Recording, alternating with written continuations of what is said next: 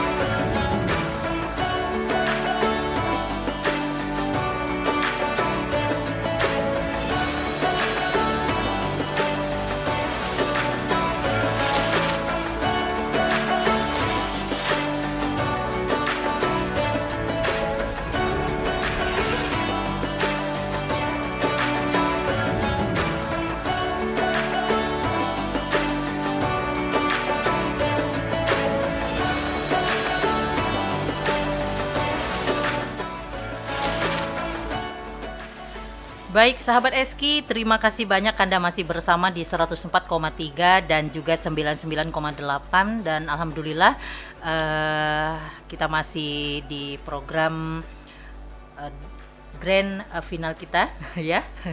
Untuk program Grand Final, program kegiatan Ramadan ya, untuk Grand Final 3 besar Dai Daiyah Muda SQ. Setelah tadi ada Husni Mubarak sebagai special perform kita, juara favoritnya di Dai Daiyah Muda SQ.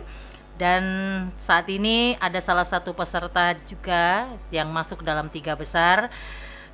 Besar juga orangnya. Alhamdulillah. Yuda Pratama. Assalamualaikum warahmatullahi wabarakatuh. Waalaikumsalam warahmatullahi wabarakatuh, Kak. Nah, suaranya besar, orangnya besar, sampai saya hilang di belakangnya gitu ya. Alhamdulillah.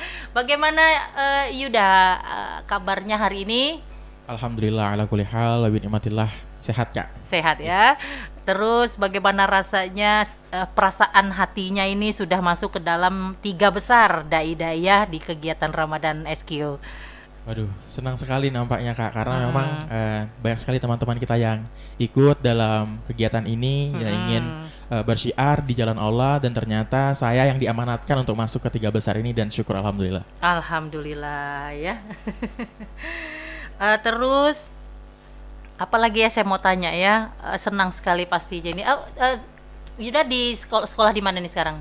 Ya, saya mahasiswa di IAIN Syekh Abdurrahman Siddiq Bangka Belitung, Kak. Alhamdulillah. Iya. Yuda manggil saya kakak, saya berasa kayak Kak Ros di Upin Ipin. Baiklah, sudah siap? Insya Allah. Pak siap. Ikram kita siap, Pak? Siap. Ya, baik. Kita langsung ya. Yuda Pratama, salah satu peserta 3 besar di Grand Final Dai Daiyah Muda SQ. Silahkan. Assalamualaikum warahmatullahi wabarakatuh. Alhamdulillahirabbil alamin. Hamdan wa syukran lillah. Nahmaduhu wa nasta'inuhu wa na'udzu billahi min syururi anfusina wa min sayyiati a'malina. May yahdihillahu fala mudhillalah wa may yudlil fala hadiyah. Wa ba'du. Di awal langkah yang membawa berkah, marilah senantiasa kita ucapkan syukur alhamdulillah kepada Allah, Zat yang memberikan nikmat tiada tara. Kepadanya kita menyembah, kepadanya kita meminta, dan kepada Allah lah kita memohon agar selalu diberikan hidayah menjadi hamba yang merindukan kehidupan syurga. Salawat bermahkota salam semoga selalu tercurah kepada Habibina, buah hati Aminah, ayahanda Fatimah, suami tercinta Siti Khadijah. Beliaulah Nabiyuna Muhammad sallallahu alaihi wasallam. Ya Nabi, salam alaika, ya Rasul, salam. Salam alaika, ya Habib, salam alaika. Salawatullah alaika. Dewan Hakim yang dirahmati Allah Subhanahu wa ta'ala, hadirin ma'asyiral muslimin rahimakumullah. Profesor Dr. Amin Rais, seorang tokoh reformasi Indonesia, mengatakan umat Islam saat ini, terutama di Indonesia, adalah umat yang paling tertinggal dan terbelakang dari umat lainnya di dunia. Dr. Yusuf Qaradawi dalam bukunya Mushkilatul Fakhri wa Kaifa ala Jahlil Islam menyebutkan, Islam saat ini sedang berada dalam persoalan besar lagi mendasar, yakni berada dalam kondisi kemiskinan, kebodohan, dan keterbelakangan. Ungkapan tersebut, hadirin, bukan hanya sekadar mengumbar kata tanpa fakta, sebab secara de jure dan de facto kita kalah oleh bangsa yang kapitalis, kita kalah dari negara yang konfusionis, bahkan kita kalah dari bangsa dan negara yang Buddhistausis. Dampaknya, hadirin, kita hanya menjadi bangsa yang bermental apatis dan berpikiran rasis.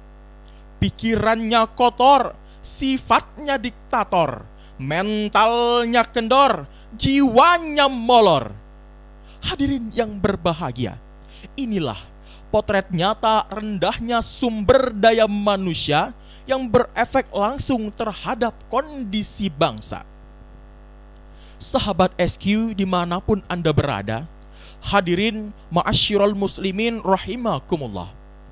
Dengan demikian, pada kesempatan yang baik ini, izinkan seorang hamba Allah yang doif ini akan menyampaikan sebuah tausiah yang bertajuk Sumber Daya Manusia, Etos Kerja dan Pembangunan Bangsa.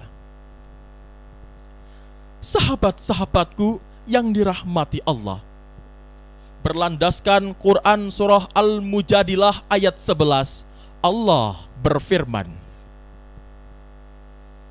A'udzu billahi minasy syaithanir rajim. Bismillahirrahmanirrahim. Ya ayyuhalladzina amanu idza qila lakum tafassahu fil majalis fafsahu yafsahillahu lakum wa idza qila anshudhu fanshudhu yarfa'illahu alladzina amanu minkum walladzina utul ilma darajat wallahu bima ta'maluna khabir. Hai orang-orang yang beriman, apabila dikatakan kepadamu, berlapang-lapanglah dalam majlis, maka lapangkanlah. Niscaya Allah akan memberikan kelapangan bagimu. Dan apabila dikatakan kepadamu, berdirilah kamu, maka berdirilah. Niscaya Allah akan meninggikan derajat orang-orang di antaramu dan derajat orang-orang yang diberi ilmu pengetahuan beberapa derajat. Dan Allah Maha mengetahui apa yang kamu kerjakan. Sahabat-sahabatku rahimakumullah, ayat tersebut merupakan landasan teologis dalam mewujudkan sumber daya manusia yang berkualitas untuk membangun bangsa, yakni melalui peningkatan ilmu pengetahuan yang berbasis keimanan. Dr. Sulaiman Al-Asqori dalam Zubdat Tafsir min Fathil Qadir menjelaskan, barang siapa di antara kamu berkumpul dengan orang-orang yang beriman, maka Allah akan mengangkat derajat orang-orang di antaramu beberapa derajat. Sahabat-sahabatku rahimakumullah, dengan demikian, untuk mewujudkan sumber daya manusia yang berkualitas, maka harus menciptakan pendidikan yang berlandaskan ilmu pengetahuan dan juga keimanan, agar nantinya terciptalah sumber daya manusia yang berkualitas untuk membangun bangsa serta handal dan profesional. Selain itu, jika ilmu tanpa didasari iman malah akan melahirkan model sumber daya manusia yang lemah akidahnya dan kerjaannya bikin rusak bangsa dan negara. Selain itu, akibat lemahnya iman dan ilmu pengetahuan malah makin menjerumus pada tingkat kebiadaban, kezoliman, dan kesewenang-wenangan. Kita perhatikan hadirin, akhir-akhir ini angka kejahatan banyak dilakukan oleh orang-orang berpendidikan, berilmu, dan berwawasan. Orang-orang miskin kalaupun mencuri hanya untuk makan sehari-hari. Orang-orang bodoh kalaupun mencuri hanya untuk sesuap nasi. Namun, jika maling-maling berpendidikan, maling-maling berdasi mulai beraksi dengan bersenjatakan pena, mengutak-ngatik data, memanipulasi data hanya dengan sekejap mata hadirin, mereka mampu merogoh uang negara dengan nilai miliaran rupiah. Sahabat-sahabatku, inilah potret nyata, contoh nyata rendahnya sumber daya manusia kita apabila tidak dididik dengan ilmu pengetahuan yang berbasis keimanan dan juga keimanan yang dilandaskan dengan ilmu pengetahuan. Sahabat-sahabatku, ilmu tanpa agama adalah buta, dan agama tanpa ilmu adalah pincang. Dan disinilah pentingnya pengembangan potensi keilmuan yang dilandaskan dengan keimanan. Sahabat-sahabatku, lalu apa yang harus kita kerjakan? Sebagai jawabannya, marilah kita dengarkan firman Allah Subhanahu wa Ta'ala dalam Al-Quran Surah At-Taubah ayat 105. Allah berfirman, Bismillahirrahmanirrahim. Wa qul i'malu fasayarallahu 'amalakum wa rasuluhu wal mu'minun wa saturadduna ila 'alimil ghaibi wasyahadati fayunabbi'ukum bima kuntum ta'malun. Dan bekerjalah kamu, maka Allah dan Rasul-Nya serta orang-orang yang beriman akan melihat pekerjaanmu itu, dan kamu akan dikembalikan kepada Allah yang mengetahui yang benar dan yang nyata. Dan sesungguhnya Allah mengetahui apa yang kamu kerjakan. Hadirin yang berbahagia, Imam Ali As-Sobuni dalam kitab Sofwatut Tafsir menjelaskan, ayat tersebut diawali dengan kalimat i'malu ma syi'tum, dan diawali dengan kata i'malu, istimbatnya adalah sighat amr. Kaidah mengatakan pada dasarnya setiap perintah menunjukkan kewajiban. Oleh karena itu jamaah, wajib hukumnya bagi saya, saudara, dan kita semua untuk bekerja dan berusaha sesuai dengan kemampuan, potensi, dan bidang keilmuannya masing-masing. Sahabat-sahabatku, Dr. Quraisy Shihab menjelaskan kepada kita semuanya, ada 3 yang Allah perintahkan kepada kita. Yang pertama, kita harus memiliki mental baja, tak mudah menyerah dan selalu berusaha. Kemudian yang kedua, kita harus memanfaatkan waktu sebaik-baiknya. Dan yang ketiga, dalam bekerja dan berusaha, kita harus senantiasa berdoa kepada Allah Subhanahu wa Ta'ala. Sahabat-sahabat SK dimanapun Anda berada, jika seandainya itu kita implementasikan dalam kehidupan nyata, maka pastilah bangsa Indonesia akan memiliki sumber daya manusia yang berkualitas dengan etos kerja yang baik. Bukankah sejarah telah membuktikan, dengan adanya sumber daya manusia yang memiliki etos kerja yang baik, negara ini akan menjadi baik pula. Jika seandainya itu kita terapkan dalam kehidupan nyata, maka akan lahirlah sumber daya manusia yang akan mengubah negeri ini, yang akan memberikan dedikasi terbaiknya untuk negeri ini, sehingga Indonesia menjadi negara yang baldatun, thayyibatun, wa rabbun ghafur.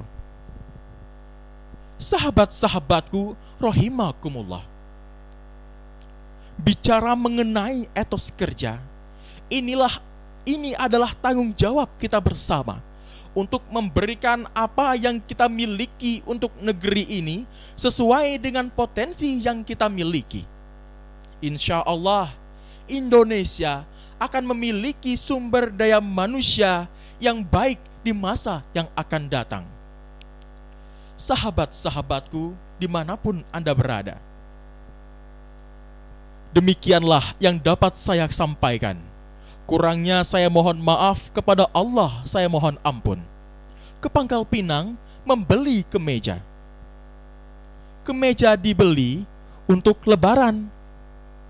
Yuk tingkatkan etos kerja agar Indonesia menjadi bangsa yang baik di masa mendatang. Akhirul kalam, iyakum binafsi, bilahi fisabilil haq. Wassalamualaikum warahmatullahi wabarakatuh. Waalaikumsalam warahmatullahi wabarakatuh. Alhamdulillah Hirobbil Alamin. Sahabat Eski, peserta kita kedua Yuda Pratama sudah menyelesaikan